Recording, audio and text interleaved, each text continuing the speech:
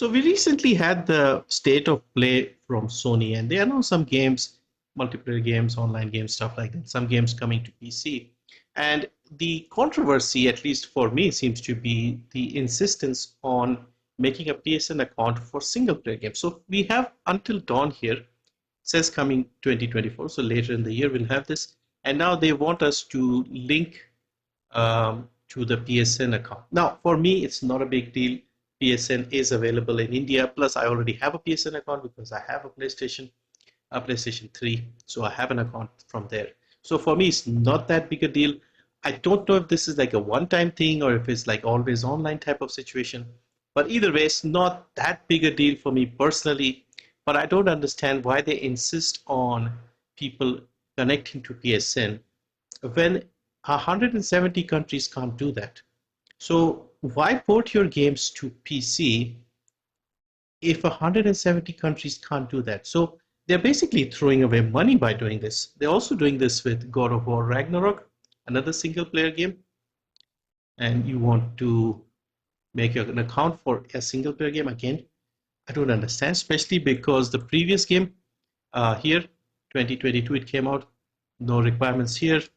Horizon Zero Dawn, no requirements. I have this game. I did pre-order this game when it first came out to PC. Forbidden West, again, nothing. Forbidden West came out just a couple of months ago and they did not have that requirement. Also on GOG, which is DRM-free, they have Horizon Zero Dawn, Days Gone, God of War. So on GOG, it is fantastic because, of course, as you know, DRM-free, you can download them directly, no launcher required, etc., etc.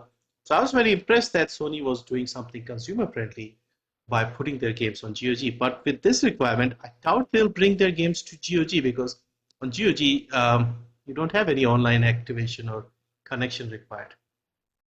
So I don't think any more of their games will come to GOG. So with this one, this has only arrived on GOG very recently. In fact, I'm still seeing ads on my YouTube videos from GOG promoting this game on GOG, like with the I made 2 lives, one for you and one for me. That ad, I've been seeing that constantly for the last few weeks. So it is a big deal for GOG to have these PlayStation games DRM free on GOG. But whatever happened with the Helldivers 2 situation, with the PSN linking first, not requiring, then making it mandatory for everyone to link, even though, like I said, 170 countries cannot do that. So I don't know why. It is just, I can't figure out the logic here. So they're porting their games to PC in order to obviously make more money. But at the same time, they don't want 170 countries to, buy their games simply. And of course, a lot of PC gamers will refuse to make PSN accounts because of this unnecessary requirement. Again, so they'll lose a lot more people who have PSN in their countries, but they'll not make an account. So I don't understand the logic here. What are they trying to do?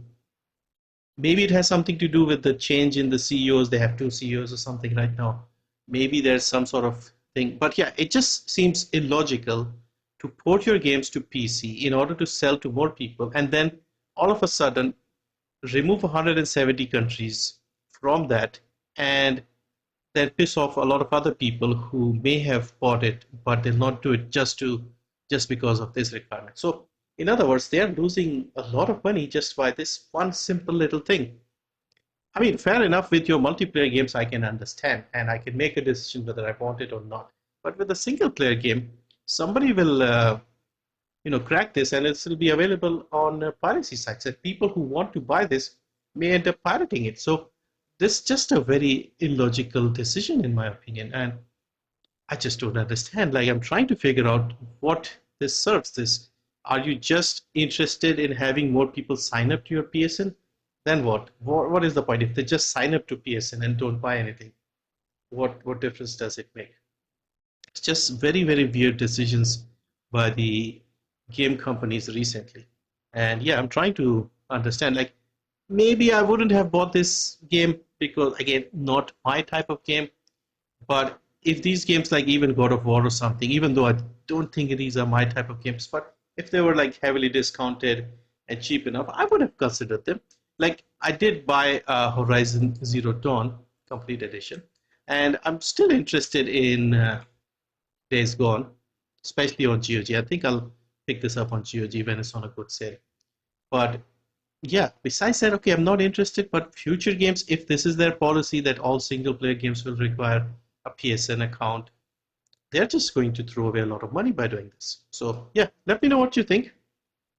What possible reason could be for, like, forcing this unnecessary requirement? Okay, maybe if they make their PSN available in the 170 countries, maybe that could help. But yeah, they simply at this point they prefer signing up to PSN over selling their games, in my opinion. Anyway, just a short video I had in mind, just trying to understand this, but yeah, it doesn't make any sense to me.